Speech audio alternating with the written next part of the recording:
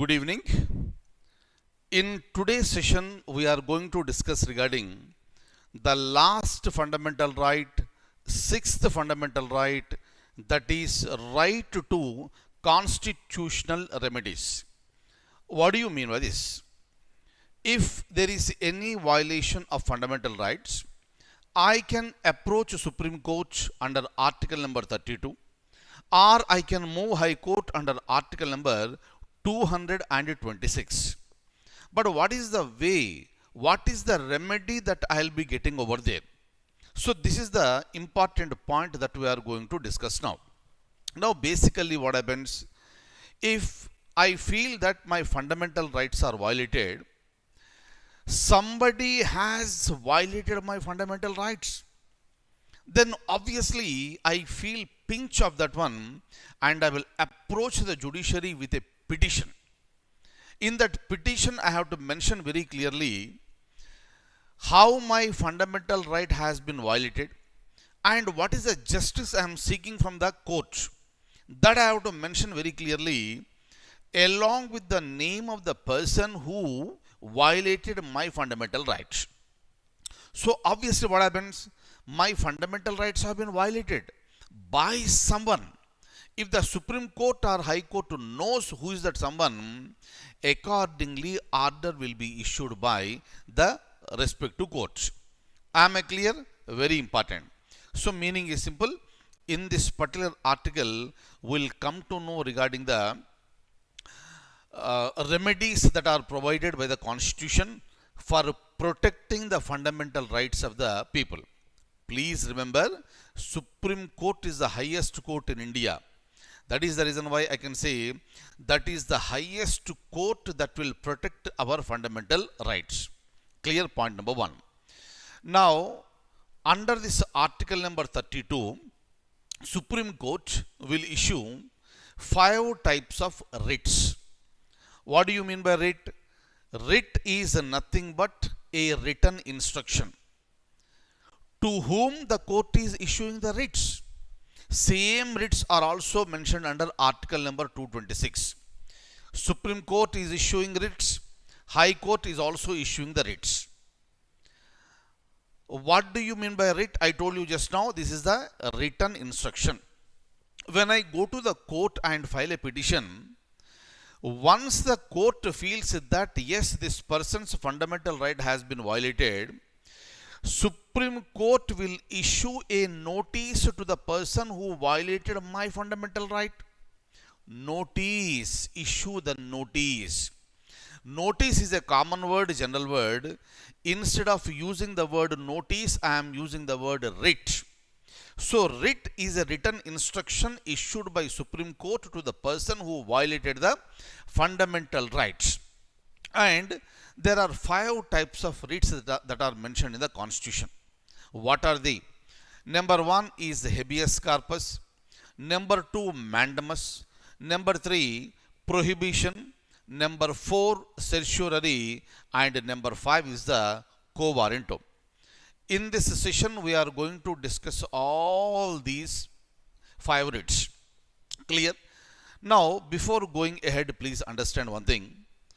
In the earlier class, I told you, according to Dr. B.R. Ambedkar, fundamental rights is the most criticized part of the Constitution. Yes? Yes. Meaning out of so many parts in the Constitution, Dr. B.R. Ambedkar gave highest priority to the part 3, fundamental rights. And within these part 3, Articles 12 to 35, Dr. B.R. Ambedkar has given highest priority to Article number 32. According to Dr. B.R. Ambedkar, Article 32 is considered to be the heart and soul of the Constitution. What is that? Heart and soul of the Constitution is Article 32. Because it is such a powerful one to protect the rights of the people, because of this I can approach the court and I can seek the remedy. I can seek the relief. That is the reason why Dr. B.R. Ambedkar said this. Right? if that body is removed, soul is removed, there is no value to the constitution. That is the meaning of this. Such a great importance has been attributed to article number 32 by none other than the father of the constitution, Dr. B.R. Ambedkar. Am I clear? And under this article, 5 writs are mentioned. We'll be discussing one after the other. The first one is the habeas corpus. Before we go ahead, I will open the document, show you some points, then let's go ahead. Look at this. Right to constitutional remedies, Article 32. Supreme Court and High Courts can issue the writs. Just now I told you, writ is nothing but a written document. Right to move Supreme Court for the enforcement of the fundamental rights, including the writs of habeas corpus, mandamus, prohibition, certiorari and quo warranto. All these we are going to discuss in this particular session. Am I clear? Kindly remember, read all the 5. Habeas corpus, mandamus, prohibition, certiorari and quo warranto.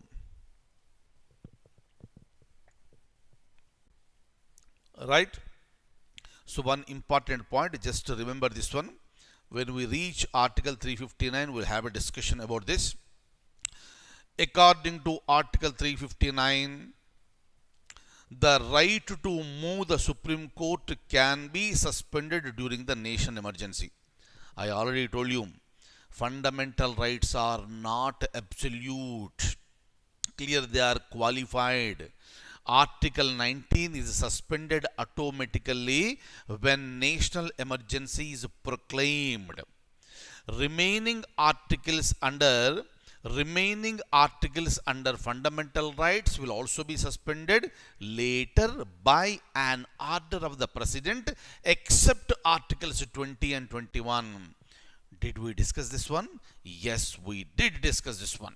Clear? And in this one, through Article 32, I can move the Supreme Court. But during the national emergency, Supreme Court, during national emergency, even this article can also be suspended through Article 359. Regarding this, we'll be explaining more when we reach there. Am I clear? Last point on the screen.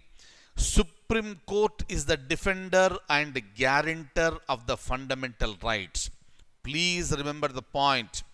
In the examination, they may ask you, which is the defender and guarantor of fundamental rights, and your answer should be Supreme Court. Supreme Court is the apex court in India, meaning topmost court in India. Look at the point here. According to Dr. B.R. Ambedkar, Article 32 is the heart and soul of the Indian Constitution. In the examination, they will ask you, who said this? Your answer should be Dr. B.R. Ambedkar. Now, we'll be looking into each writ carefully. The first writ is the habeas corpus. It means to produce the body. It means to produce the body. What do you mean by this? Body means a person, not a dead body. Right? But that person is missing. He went somewhere. Where does he go? He has been detained by someone. He has been confined by someone. What is the example here? For example, I am a citizen of India and I have a right to move throughout the country. But the movement has been confined. See, for example, what happens sometimes. Police will arrest a person or detain a person on some charges, like Naxalite informer or associated with the Naxalites. For this reason, police may not file a case, but the person is detained in the police station. Right? So that is nothing but illegal detention. If you arrest a person, you have to write in GD, file FIR, produce the person before the court within 24 hours. But the person has not been produced before the court, but he has been detained. When the family members go to the police station, the police will say, no, we don't know who is that person, but we have not, seen him at any point of time. Then what should be done? The family members can approach the Supreme Court or High Court by providing all the evidences that so and so police station people have taken our boy. But for this reason, you must have evidences like photographs or the so-called, the videos. Then only the court will be taking that into consideration. Once you provide this particular evidences, then the court will issue a writ called habeas corpus onto the police. And police will be asked to produce the person before the court within 24 hours. You have to produce, police has to produce the member within 24 hours, otherwise the court will take action against the police. Clear? For example, let me tell you, some years back, a Naxalite leader's wife has been arrested in one of the villages in Khammam district. Right? And later she has been taken into the police custody and she was kept somewhere. But she was not produced in the court for 4 days. So the Naxalite sympathizers, Maoist leaders, they approached High Court. They approached the High Court and they provided all the evidences. Immediately, the Honorable High Court issued a writ called habeas corpus to the SP of Khammam. Since the evidences are clear, you have to produce that woman before the court within 24 hours. Since SP is the head of the police administration in a district, writ was issued to him and he produced that woman before the court. This is how it happens. Clear? And please remember, this is the action against the state. And another important thing with respect to habeas corpus is that habeas corpus writ can also be issued against the private individuals. Very important one. Out of all these 5 writs, habeas corpus is the only writ that can be issued against the government official and also against the private people. Sometimes what may happen, some real estate business is going on, partners are there, some differences have cropped up, one person kidnapped other person, and the family members will go to the court and request the court to issue habeas corpus. If evidences are clear and fine, then court will issue habeas corpus to that person who confined his partner, and he has to produce the person before the court. Meaning, this is how the court will try to provide the the security to the people. It will grant the independence to the people. It will provide freedom to the people because the fundamental right has been violated, and that is called habeas corpus. Am I clear? Habeas corpus means produce the body. Kindly remember, it is the court. Court believes in evidences. You have to provide evidences only. Clear? If the court is satisfied with the evidences, then only the court will take the things into consideration. In the examination, they will give you the statement related to habeas corpus and they will ask you to find out which writ is this. By reading that, you should be able to identify.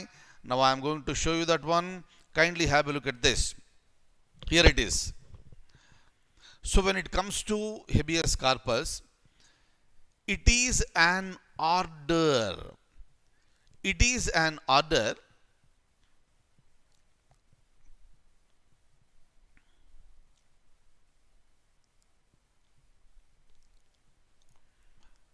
just a minute.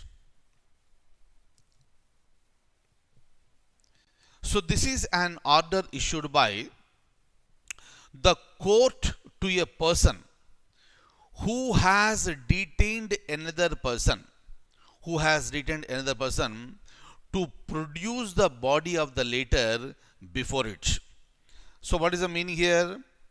Somebody has been detained by someone and court is ordering the person to produce the person before the judiciary. And kindly remember, this is against arbitrary detention. Very, very, very, very important one. No person can be detained illegally. This is against arbitrary detention. This can be issued to a private person or public authorities. Please remember these points. Am I clear? So the striking word is arbitrary detention. Please remember this. This is called habeas corpus. Fine. Next one is the mandamus. What exactly is this mandamus? Mandamus means an order. Mandamus means command. The court is giving an order to a government official. Every government official has got his own jurisdiction, area of operation. Within that area of operation, government official must function. The most important duty of a government official is to work for the people for which he is being paid the salary. If that work is neglected, the aggrieved citizen can go to the court and he can see that order is issued to the concerned authority. For example, see here, what is the evidence I can produce before the court that so and so government official is not functioning? The evidence is nothing but, if I go to any government office for resolving any issue, I must approach with a requisition letter and I need to take a Xerox copy of that one. Once I give that requisition letter, I can also ask that official to give a receipt. Receipt is nothing but putting a signature on the Xerox copy. Signature and stamp is nothing but the receipt. If my work is not done in time, then I can produce the evidence before the court.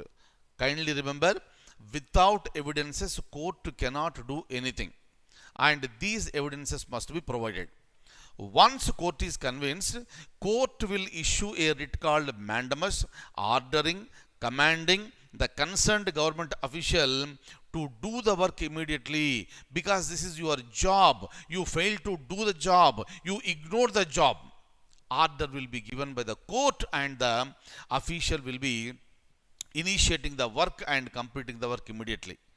If that official does not work even now, orders will be issued to the head of the department to take action against the concerned official for not fulfilling his government duties. That is called mandamus. And please remember, mandamus will be issued only to the government officials, not to the private people. Only habeas corpus is issued to both public officials as well as the private persons. Clear? So once again, I would like to show you what is the mandamus. Mandamus is nothing but command issued to a public official asking him to perform his official duties that he has failed or refused to perform. And kindly remember, this cannot be issued against president or governor or chief justice of a high court or against any person. Next one is the prohibition, and after that we are coming across with the certiorari. What are these two? Let me tell you now. Prohibition and certiorari. We have discussed regarding habeas corpus and mandamus. Now prohibition and the so-called certiorari. Now, if you look at this very closely, prohibition and certiorari will be issued only to the lower courts. What do you mean by lower courts? What do you mean by higher courts? Higher courts means Supreme Court and High Court. Remaining all the courts are lower courts. The courts that have power to issue the writs are called higher courts, and remaining courts are the lower courts. Right? And prohibition and certiorari are issued by higher courts only to the lower courts. Nothing else is coming into picture. But when and why, let's see. You take a district court, every court has got its own jurisdiction. Jurisdiction means within the area of that particular district, if anything happens, that can be taken to the concerned district court only. By mistake or wantedly, if you take the case to some other district court, then High Court will enter into the picture. Sometimes what will happen, the boundary issues are there. Most of the times it is very difficult to know whether this incident happened in district A or district B. Incident happened in district A, but by mistake the case has been taken to district court B. Because court cannot verify all these things, court started proceedings. And the court B started looking into this case. During that time, somebody realized that this case falls under the jurisdiction of District A, not District B. Then they will approach the High Court or Supreme Court, requesting that Court B has taken a case which is out of its jurisdiction. Please give orders accordingly. Once higher court is convinced that the case is being verified by a wrong court, then the higher court will issue a writ called prohibition to the court B, saying that you have taken a case which is not falling in your jurisdiction. Immediately stop all the proceedings. That is called prohibition, meaning stopping the lower court to go ahead. That is called prohibition. Am I clear? But what is certiorari? Certiorari is nothing but once the prohibition has been issued, that case must be transferred to the respective court. For transferring a case to respective court, then the High Court will be issuing the certiorari. Or sometimes what may happen, lower court has taken a case which is out of its jurisdiction. It has conducted the whole proceedings and judgment is also delivered. Wrong. But the court itself doesn't know. But High Court came to know about this one after delivering the judgment by the lower court. Now the higher court will issue the order called certiorari, meaning you have taken up a case, finished the proceedings and delivered the judgment which is related to a case which is out of your jurisdiction. Hence, whatever the judgment that have been delivered by you, that is quashed. That is quashed, nullified. That is called certiorari. Prohibition at the time of proceedings. Certiorari to transfer the case from one court to the other court. And if the judgment is delivered, that judgment will be nullified through the order called certiorari. Am I clear? Very important one. Now I'll show you the points. Then we'll go ahead.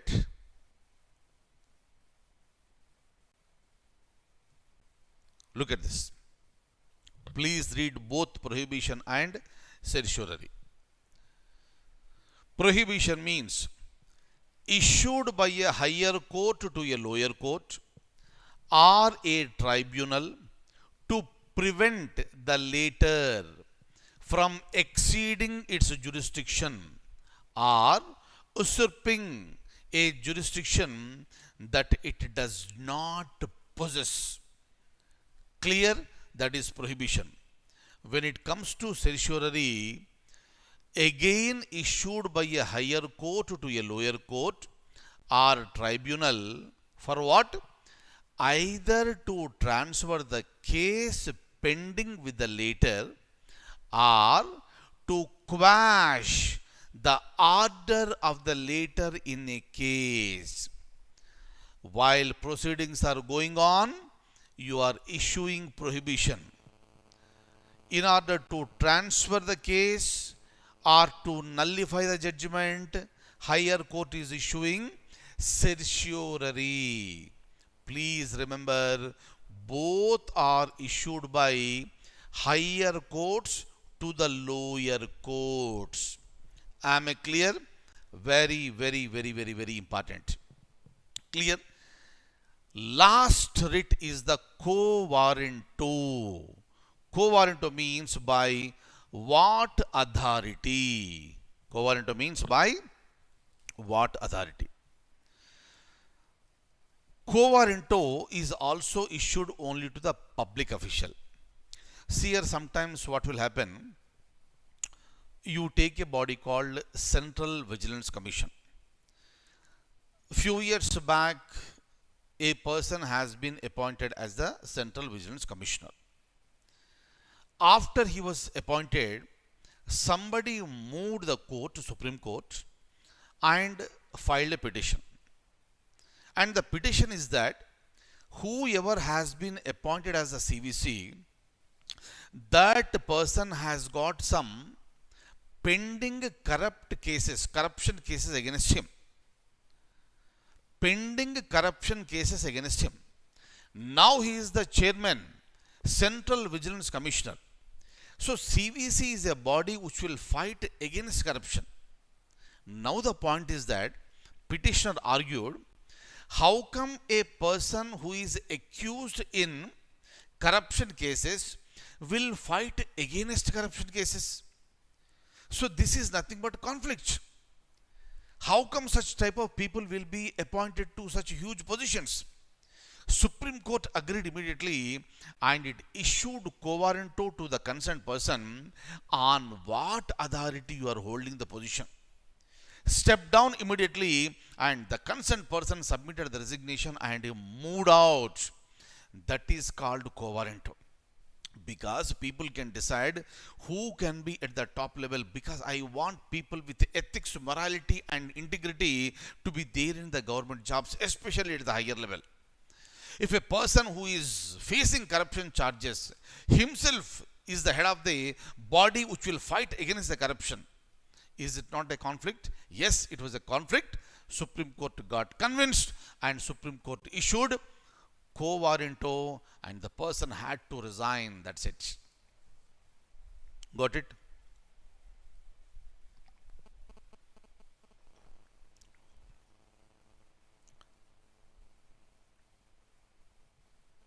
Look at the points now. It is issued by a court to inquire into the legality of a claim of a person to the public office. Right? Next, when it comes to Article 35, my dear friends, simple one. Parliament is empowered to abrogate, cancel the fundamental rights of the members of the armed forces, meaning Army, Air Force and Navy, paramilitary forces, police forces, intelligence agencies and other related agencies. See, for example, in India, everybody has got a right to strike. Right to strike is nothing but expression, article number 19. So you look at any department, every department, they may go for strike for fulfilling their demands, to put pressure on the government. But did you ever see that police personnel have gone for a strike? Our Army, Air Force and Navy gone for strike? No, Because they cannot go for the strike, these are the strategic forces for the nation. If they go for the strike, then there is no security to India. If police go on strike, there is no security for the people within the state. That's the reason why Article 33 permitted the Parliament to abrogate, cancel the fundamental rights of army, armed forces, paramilitary, police and intelligence forces. That is mentioned under article number 33. Next, when it comes to article number 34, it mentions that it provides for the restriction of the fundamental rights where martial law is in force in any area within the territory of the country. Martial law. That is nothing but, this is the law. It is imposed only during some extraordinary circumstances. Say for example, there is, some disturbed area dominated highly by Naxalites or the terrorists. There is no peace in that particular area. During that time, the government will impose martial law in that area. That area will be handed over to the so-called army. Army, in collaboration with the police, they will operate. During the time, under normal circumstances, if you want to enter into any house, if you want to search, that can be searched only through search warrant. If you want to arrest someone, you can arrest only with the arrest warrant. But in that area where you have the martial law, people can be arrested, houses can be searched without any warrant. If any innocent person dies of misfiring or some other reason, even then no action will be taken against the armed forces or police, because in that area martial law, no fundamental rights are there. Very serious one. Clear? Next, when it comes to article 35, Parliament is empowered to provide by law. It can add additional writs to the courts, and if it wants, it can permit the lower courts also to issue the writs. But of course, it has not been done so far. So this is mentioned under article number 35. Clear? So we looked into article 32, constitutional remedies. We understood that habeas corpus, mandamus, prohibition, certiorari and quo warranto all are important for the examination. And article 32 itself is the heart and soul of the constitution according to Dr. B.R. Ambedkar. Then we looked into article 33, where Parliament can abrogate the fundamental rights of army, air force, navy, police and other people. And article number 34 is mentioning about the martial law. In that area, fundamental rights are scrapped. Next comes article 35, where the Parliament can permit the lower courts to issue the writs. That's it. That is the end of the fundamental rights. In the next session, we will be discussing DPSP, Directive Principles of State Policy. Thank you so much, and I'll see you in the next session.